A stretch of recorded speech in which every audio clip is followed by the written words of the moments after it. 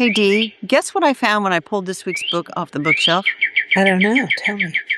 So, do you remember when we met Vince Dooley in Atlanta in 2016? Coach Dooley. Yeah, Coach I do. Dooley. I do And I remember. got him Let me to, just say he is a lovely, lovely man. he Okay. was, he's since He's died. passed, but he was lovely. We liked him a lot. He used to audit the horticulture classes at University of Georgia, and then he had a beautiful garden that we saw. Yes, we did. Anyway, I had him sign a business card for my nephew who's into football. Oh, And I couldn't find it when I got home. I couldn't find it. I couldn't find it. I couldn't find it. I pulled this week's book off the bookshelf. and there it was. There it was inside. So I sent him a picture of it. I texted it to him. He's like, "Where did you meet Coach Dooley?" Yeah. We met him in a garden like we meet everybody. Exactly. I said he was a big time gardener. Anyway, that's my little story to open us up. We have a picture too, if we can find it. I have it. You I have have it? it Okay, because I because I was going sent to it say, to we my took a nephew. picture with him. I remember this. Yes, I don't look great in. My eyes are like half closed, but anyway, Who cares? go, go, go, go, go. Let's get this going. Dee, what are you waiting on?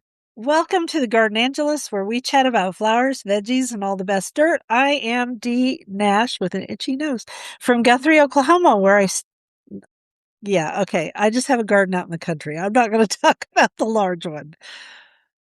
Okay. Your choice. I'm Carol Michael from Indianapolis, Indiana. I have a suburban garden measured in square feet. It's about 1/3 of an acre. We are Garden Angelus because we love gardening and we want you to love it too. Yes, we do. And we aren't afraid to spill all of our gardening secrets, the good, the bad, and even the ugly. Let's move on to this week's episode. Good morning, Dee. Good morning, Carol. What have you been doing? Well, it's been kind of a rainy week. I wish it were here. Oh, yeah. Oh, no. We've had rain and then some rain. It's been hot here. Hot. I did manage to mow the grass yesterday, which was Thursday. There was just enough of a dry spell, and everybody was out mowing their grass because we had rain. And we had so much rain in parts of Indiana that they have declared a disaster Oh, because that's they right. Ohio did too. Ohio had flooding like terrible flooding. crazy. Oh, Oh, the yeah. pictures are just, and I think the one area I saw got 12 inches of rain on Yeah. That one of those happens days. here every once in a while too. It's terrible. So like I said, I managed to mow, and it was nice for garden club Monday morning. So, but more about that later. Your weather has been the opposite. Yeah, it's been hot and it's been dry. We've been over 100 for days and days and days. And we have at least one more week of it because Oh that my. big H is right on top of us. So I've been mostly just watering, trying to keep things alive until the weather cools. And I had to go over back. I'll mention the large garden. I had to go over to the old house to do something, and it's supposed to close on September 11th. Everybody pray that this happens. Yes. I looked at my garden and, it doesn't look good because I can't work in two gardens. I just can't. No. And besides, I'm selling it. So that was hard, but you know what? It's okay. I mean, the people who are buying the house want to keep the gardens, so good for them. All righty. Let's play favorites. Okay, so went outside yesterday when it wasn't too hot in the morning. It was 85. Uh-huh. 85. 85. It's 71 right here today, Well, right now. right And now it's 87 it's here. 71 and raining. Okay, well, I wouldn't like that either. Not that much rain. So I went outside and I did some deadheading because anybody who grows roses knows that if you deadhead them, they'll bloom again in a month. And then on Okay. top of that, I also deadheaded a bunch of my tropicals so that they would put out another flush of blooms for the pollinators. I am preparing, I guess that should have been in my update. I'm preparing for, that things are going to get better because they Sure will. they are. And while I was out there, I saw the Always Hope rose, which I put in this year. It's an introduction from the Antique Rose Emporium. And if I remember right, it's based on genetics from a young man who is in Texas. And I even went and looked it up to see it's actually named Always Hope because it was named by a cancer survivor Oh, who worked at the Antique Rose Emporium. very nice. And I don't have a photo of it currently because I deadheaded off the blooms, but that little rose has great big huge blooms on it. They're kind of flat and open, so they would be good for pollinators. And it has just bloomed and bloomed and bloomed all summer long in its first year, which is fairly unusual for Cool. roses. Although So that was you cool. said there's no picture for me to put in the newsletter. Well, I think I have a picture from earlier this year, but I'll go out and check and see if it's still got a bloom on it. I mean, I really chopped it back. Okay. Sorry. Well, my update is for my favorite is really kind of same old, same old. I do love those hardy begonias. They're starting to bloom Yeah. with their pink blooms. Fairly carefree, easy pass along plant, I think. I have a nice big clump in my garden. I had another clump starting someplace else, but it died out. So maybe it's not a great pass along plant. But anyway, the hardy begonia is always kind of the beginning of the end of summer. Right. Yeah. So I do love them. Kind of like resurrection lilies. They Mm-hmm. kind of are Oh, too. those have all And gone over. They're done. schoolhouse lilies really are because they bloom a little bit later. Yeah, I think those are great ideas. I mean, my zinnias are starting to bloom too, so that's kind of a favorite too. All right, our question of the week. Why does my, and you said fill in the blank, look terrible?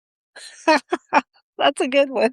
Well, I mean, because I see this on like Facebook and stuff where people are Uh-huh. like, what's wrong with this? It's like, okay, we're coming to the end of the growing season in my climate. We got like 60 days left. You might be in the middle of a hot spell like in your garden, or Yeah, it's been raining forever and it's more rain than the plant needs. And sometimes yeah, plants don't age gracefully. They just kind of do their natural thing and they may be dying out for the year, dying out for their life. yeah. They can be eaten up with bugs, they can have disease. So the whole point is don't get too precious about your plants No, because they go through you're going to kill cycles. some. They go through cycles. Yeah, and I've been working on my Garden Bloggers Bloom Day post that I do every month. This is last Yeah. year. And as part of that, I've gone back through to create links for all the way back to 2007. Wow. And it doesn't it takes me about a half hour to put the links in there. But anyway, there's a couple plants I'm like, "Oh, I do miss that little rosy tick seed. Oh, I miss Clematis, Mrs. Robert Bryden. She I disappeared. remember these. They Yeah. disappeared, and all my Joe Pye weed, like Joe Pye weed's checking out as the gets shadier and shadier, and so they were lovely. They disappear, and they kinda stealth disappear on you. You don't think about Oh, yeah, where they is do. that? Unless it's like Oh, yeah, something they that's do. huge and big and dead, and you think, "I need to have somebody cut this out, or I have to cut this out." But if they quietly disappear, you know, they do. Anyway, Yeah, I agree. I thought of a topic for another week while you were talking, so I okay. typed it in. You know how we do. That's how we, well, that's one of the ways. Well, yeah. How about you knew the insect of the week? So I was out in the garden and it was sunny at that moment. And there were these great black wasps all over Beautiful that things. oregano. They're They're beautiful. I big. mean, they're huge. I have them all over my old garden. Never been stung by Nope. one. Never had any trouble with Nope. them at all. I don't grab them, but they're big, black, shiny, almost blue black, Yeah, they have a bluish cast, dark blue cast to their wings in certain light. So and they sparkle kind they of do. because they're shiny. And I'm out there like a little maniac trying to take a picture of one. I think I got a pretty good picture of one, but they're a Uh-huh. solitary pollinator. Good for the garden. Don't worry about them. Yep. Don't reach for a bug spray because you got a great black Oh, please wasp. don't. Oh, please don't. They aren't gonna hurt you. I actually saw a thin waist wasp crawl between my brick and the wood siding. Uh-huh. It made a little nest between the 2 of them. I saw it yesterday when I was watering, and I looked at it and I thought, "Well, I wish you hadn't put that there." But that's okay. I'm gonna let it stay at least, because 'cause they're solitary too, so. Alright, maybe we'll do them next week. We could have a whole series on wasps that don't hurt you. All right. I'll do a quote and we'll do the flower topic. A garden is a delight to the eye and a solace to the soul. And that is by somebody named Sadi, Saadi. Yep. So our topic is it worth refreshing annuals in late summer going into fall? So what you're talking about now is, like, when people are tired of the season and it's finally starting to cool down. Or they're like, oh, those petunias really aren't going to make a comeback. They don't look good, so maybe they wanna put in a Rudbeckia hirta or something like that that looks fallish, or maybe they wanna put in a super cal petunia, which has kind of a fallish color. They sell those in the fall.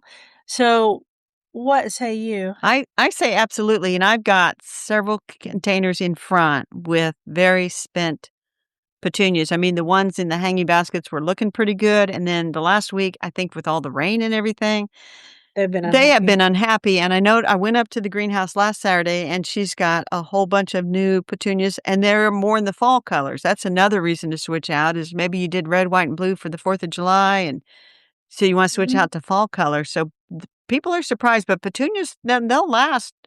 They'll even last through a touch of light frost. Yeah, they're pretty tough actually. And the new ones, the ones that are mixed with calibrachoas are really tough. And we get those in those fall colors, and you'll see them at the box stores. I had a thought and then it went away, Really? but yeah, imagine that. Okay, the other one is pansies. Here in Oklahoma, we are able to plant pansies in the fall, and often in the ground, they will last until next spring. Now, they don't look very good and you have to trim them back, but they would not last in pots. Oh, I know what my thought was. My thought was, would I go through the garden and plant a bunch more annuals? No, I wouldn't. I'm talking about But I containers.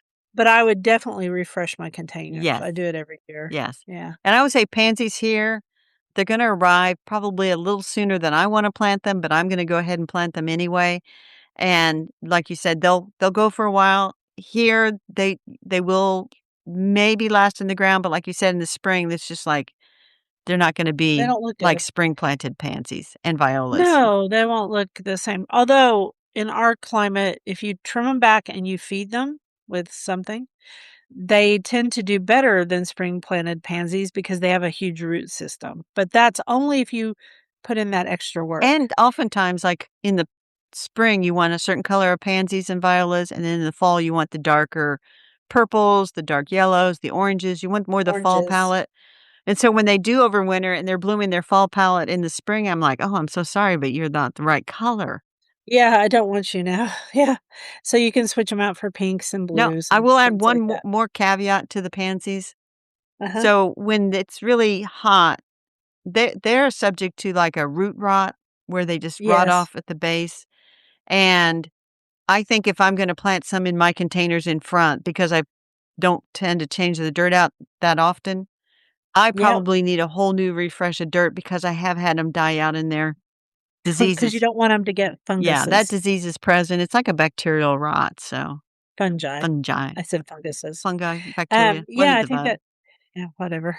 Okay, celosias. You have a lot of variety of celosias now because they've gotten very popular again. Amaranth is the same way, which they're kind of relatives. And remember when purple millet was a thing? I've got millet on the list for a tall accent. Oh, you do. You do. Okay. Well, I don't see it here very much anymore. Not the purple one, but the celosias, you have lots of varieties, you have lots of colors. Right now, I have some pinkish orange ones that are blooming in my garden, but they are really pretty in pots too. Yeah, and so there's like we talked about flamma orange last week, but I would get some orange celosia to plant in pots. And then the next thing I put on the list was ornamental peppers. These aren't really I love ornamental peppers. they add a lot of them have, like, almost black foliage, Yeah, and then and bright pops of color from the yes, peppers. And at the greenhouse, they bring them right up to the point where you need them to be because the first frost, they're gonna go unless you cover them and all of that stuff. So they have them right at that moment, and they look so good for their moment. it's true. And then you had mentioned Rudbeckia hirta, I call it annual black-eyed Susans.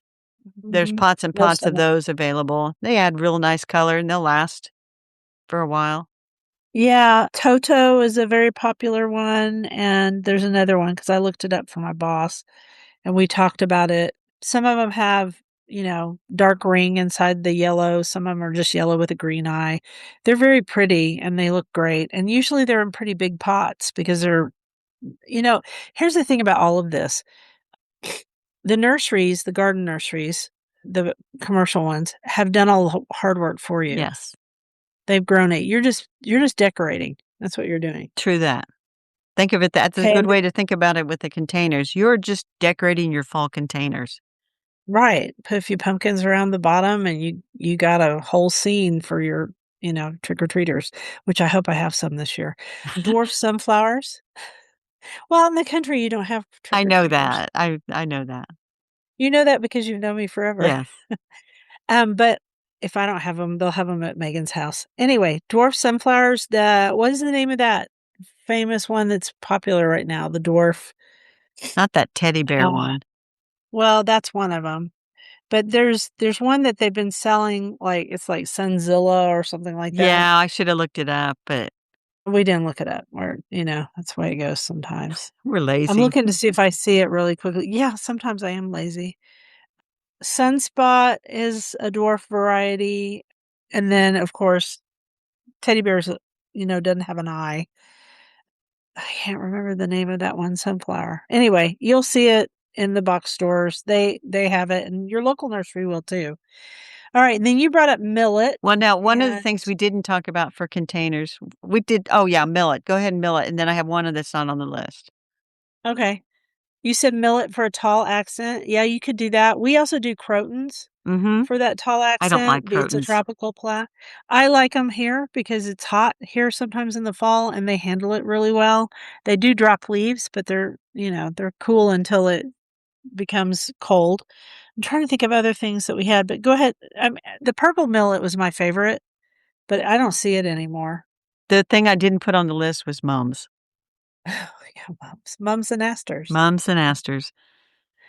I don't wanna talk about them again. I think we've talked about them ad nauseum. I've written blog posts about them. Mums and asters. Mum I mean, mums are great. We'll say this one thing. Buy them when the color is cracked. yes. Blooms. Not when they're in full bloom, they won't last very long. It won't last 5 minutes. So, in the garden nursery at Front Door Flowers, we have a whole section of garden mums, big ones, great, great big ones, really Oh, pretty, right? yeah. And we get them right before the color cracks and start working on them. And those suckers are very thirsty. We put trays underneath them, and we sometimes water them 2, 3 times a day.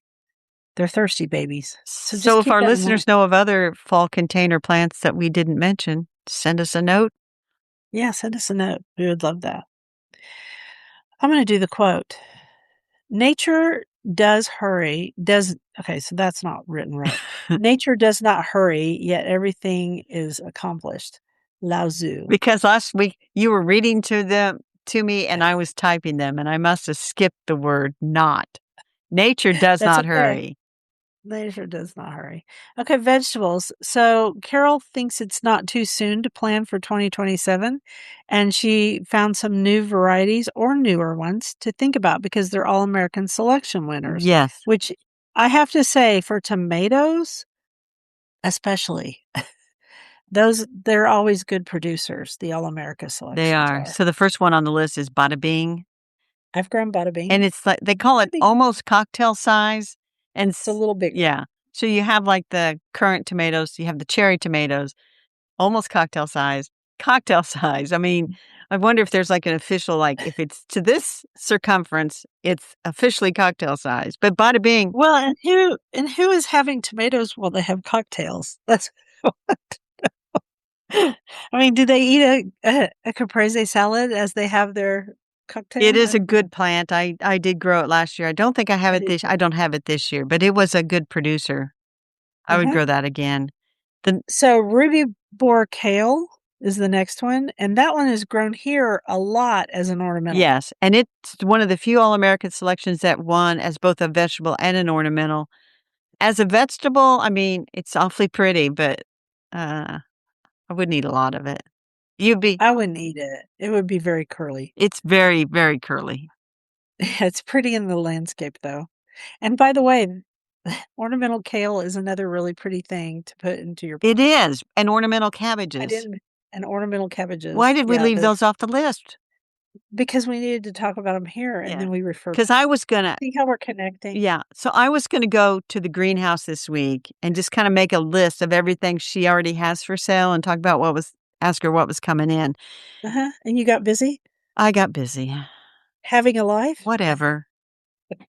The next one, Me too. there's a pole bean that's a new All-America Selection winner called Majesty. Will this convince us to grow pole beans? I don't know, I've grown them before. I mean, I kinda like bush beans, I'll be honest, but, pole beans are pretty they look great in pictures because you have to grow them on a teepee, and then they look like nice ornamental accents in Well, your the vegetable thing garden. about these tea is they're purple. Yes. Oh, purple is even better, I love purple So, beans. yes. So if you want purple pods on a pole bean, there's a new one called Majesty. Now, Cool. we should mention it's a winner in West Northwest. It's a regional winner and Uh-huh. Great Lakes. And it says, by the way, it says it's container suitable. Huh, So so it that's must not get too big. no. Okay, well, that's interesting. This name of the next one is funny. Butter lamp. And I had to look at that close. Do they mean butter lump? No, it's butter lamp and it's a winter squash. And it's kinda looks like if you took a pumpkin and married it to a cantaloupe, it's got a smooth skin on the outside, and when you crack it open, it does look like a cantaloupe, but it's a winter squash. Squash. Huh, So, interesting. resistant to powdery mildew, which is important, Yeah. resistant to heat, resistant to insect pressure, it says. Ooh, that's So all good things. and it also let me look, it's regional winter in the Northeast, the Southeast, the mountain Southwest, mountain/southwest. So, Huh, a lot of places. a lot of places. The next one is basil treviso, and so they've been working for years to make these basils that are slow to bolt, Yes. and that's good because basil tastes different after it bolts. Yes, it does. So this has anise flavored leaves as Uh-huh. well, heat tolerant. This is a national winner, by the way. Huh. They love it for I its mean, I love these type of basils. yeah. I'm still in love with emerald towers. Yeah, I mean, vigor, yeah. heat tolerance, and notably slow to flower nature. That's Huh. pretty good. Now the thing about these Yeah. All America selections, when you go and we'll put links to all these, when you go look them up, Uh-huh. they will have where to buy, and so you can click on that, where to buy, and it'll direct you to like, the basil Treviso, the only place they have it right now that All America has connected with is True Market Seeds, True Leaf Market. Oh, True Leaf. Yeah. True Leaf, I think, was the first company that had emerald towers too, way back when. And now everybody has it. Well, not everybody, but several places. Because sometimes things take off and sometimes they don't, and then you can't find them. So you had new varieties that were sent to you by Burpee. Burpee doesn't send me new varieties anymore, and I'm okay with that right now. That's I don't fine. have anywhere to find. So, Go ahead. Akoya as a small fruited tomato, nearly black, cocktail size. It appears to be determinate. Yeah, I put it in a container. It petered out on me. It's in the in the heat. heat and all. It petered out on me. I got maybe half a dozen of these almost black cocktail-sized tomatoes. They were very delicious, but it's the next time I'm cleaning up and putting stuff in a trash It's bag, going. it's gonna go. Mhm. And then Don't put your dead tomatoes in your compost. That's a tip. yeah. Throw them away because tomatoes are notoriously disease prone and stuff.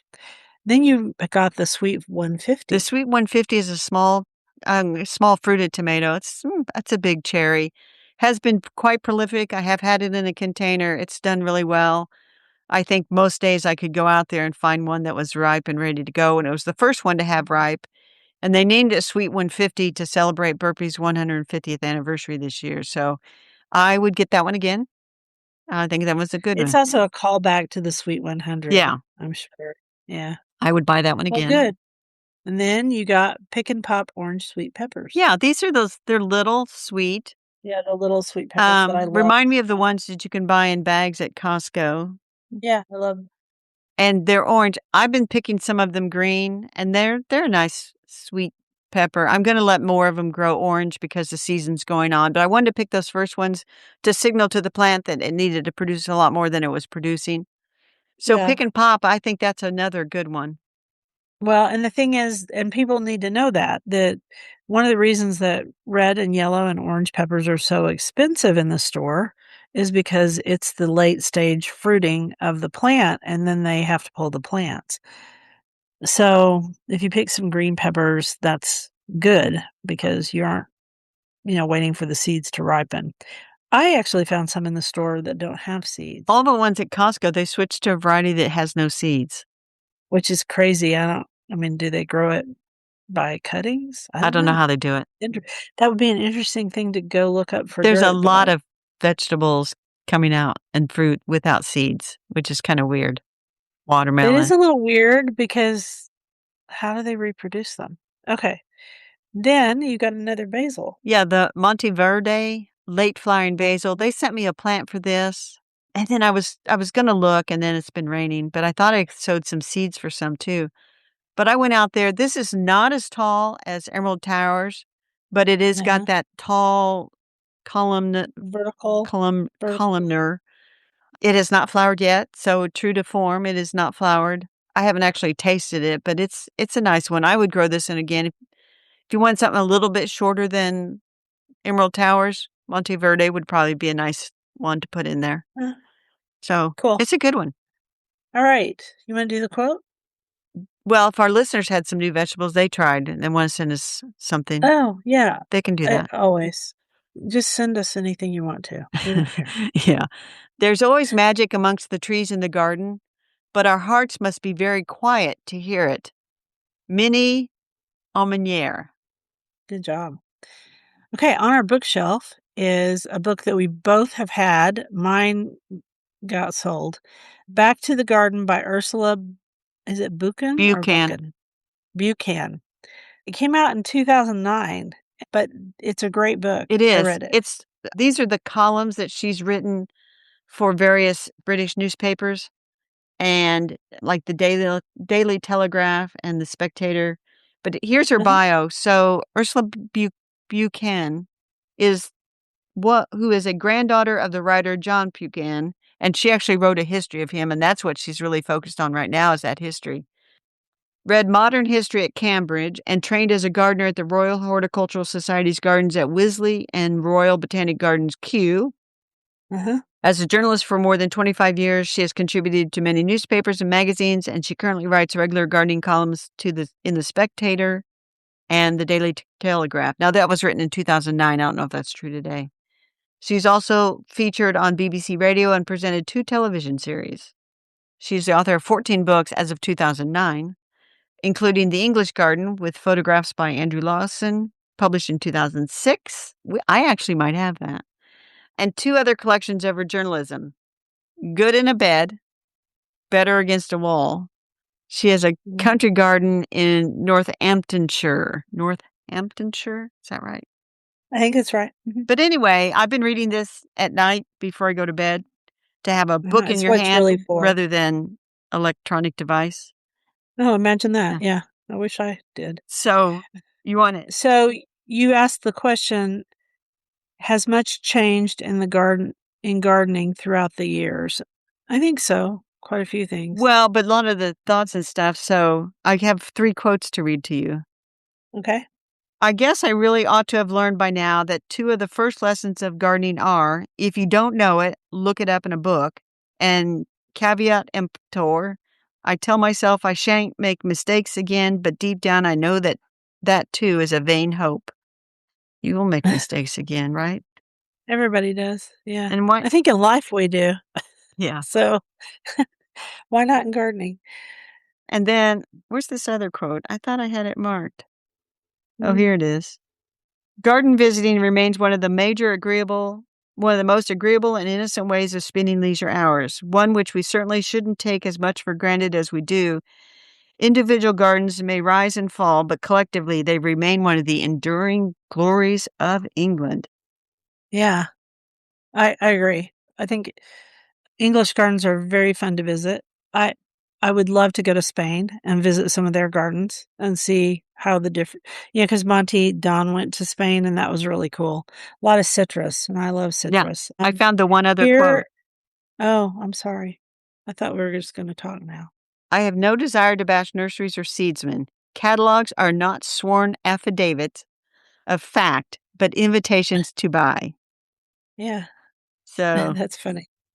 anyway, I thought that was interesting. Not affidavits of truth, but invitations to No, because buy. they exaggerate. They really do. Yeah, and she With went talked pictures. about some of the things that didn't quite live up to the Mhm. descriptions, and then she said, catalogs have thousands of entries, and they don't have expansive room for big comments and stuff, so now we may chat about the book some more.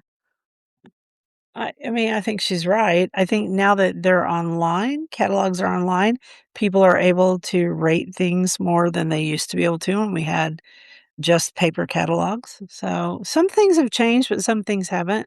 I think things go in and out of Yep. fashion. For example, nobody hardly uses chemicals anymore to spray the gardens because we know more than we used to. The tradition of growing roses all together was started to spray them with chemicals because we were not me, I wasn't born then, but the people at the time grew hybrid teas, and those hybrid teas were being displayed. They were being grown for competition, and so then home gardeners would also copy this. We now know that that's not good for the environment, so that's changed. Right. But I think the love of gardening and the hope of gardeners, the refreshed hope that happens every spring, that hasn't That changed. hasn't changed, and why tell not so much this, which is sort of like her gardening observations and things, and even in here, I think some of the botanical names have changed, and she wrote these in the Sure, mid-2000s. sure. But, always look up to see the latest and greatest, especially if it comes to, like, chemical use or anything like that. Yeah, or anything. Fertilizers, they've changed some of that. They've also tried well, there's just a lot of stuff that changes all the time. And don't believe everything you read on Facebook That's true. or Instagram So, because or the other the one. chapters But are Why Garden, Other People's Gardens, Art and Books in the Garden, The Craft of the mhm. Garden, Plants, The Kitchen Garden, Flower Shows, Foreign Parts, Natural and Unnatural Ills, Weather and Climate, and Tame and Wild Creatures. So, I'm enjoying it. I'm gonna finish it. Yeah, I think it's cool. Mm. Okay, so I'm gonna do a quote. Not every season asks you to bloom, some just ask you to breathe. And that's by Aurelia Leafsong. And I couldn't agree more because right now we're all just trying to breathe. You're trying to breathe through the rain, and I'm trying to breathe through all of the heat. Yep, true that. And that I'm getting ready to go outside, and oh, I should probably put that in my update. Anyway, I'll tell you that in a minute. So the dirt is very interesting. I found it online. It's called The 5 Plants Every Pollinator Garden Needs. And it was a really interesting article about what native solitary bees avoid when they actually pollinate plants because they're laying eggs, Mhm. how to keep them in your garden after that first season. And so the point of the author was that we don't plant the right things. And I mean, if you're only growing for solitary bees, she's right, because a lot of us focus on plants that bloom in the summer and late spring and fall, whereas they actually come out and do their thing in mid spring. Mhm. So you need stuff that blooms fairly early. It's worth reading. It's a good article, but I have a multitude of pollinators that visit my gardens in all seasons. So I'm not just doing it for the solitary bees. Now, having said that, so I don't get tarred and feathered, the solitary bees are in big trouble, and that's why she was focused on that. Right, and she goes on and she talks about 4 plants that did nothing for the bees, 5 native plants that did do the bees, and then she talks about bee houses, places for them Yeah, to live. because they didn't come back. Right, I thought that that was one of the most enticing parts of the article was that she went and planted all of these plants just for the bees, and then they didn't come back the next year, and she didn't know why, so she talked to her friend, the entomologist, and the entomologist said, "Well, you didn't give them anywhere to live." And so that's when bee houses right. came Now along. the bee house that she says worked the best for her, the person who made them by hand died in 2018, so you can no longer get them, but it is worthwhile, and if you can find the right kind of bee house, it's worthwhile having. Don't buy the ones at the store, they're not worth it.